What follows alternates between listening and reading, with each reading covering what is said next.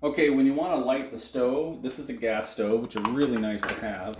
But what you're going to want to do is you take it, go over to light, and it should do it. And then you can turn it to whatever temperature you want down here, whatever setting you want. Now I'm going to show you something real quick. Sometimes when you clean these, or they get cleaned, this little thing might be off a little bit, like a little off. And if that happens, watch this. I'll go to light it. It's got a weird flame.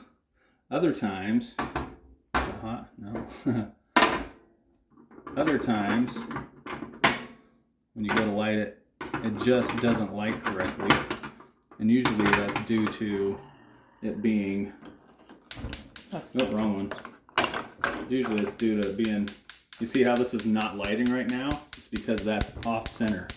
At least it's having a hard time. So sometimes people think that the stove doesn't light correctly because these are off center. So you just have to make sure that those are centered correctly, and that should take care of you there. Oh, oven.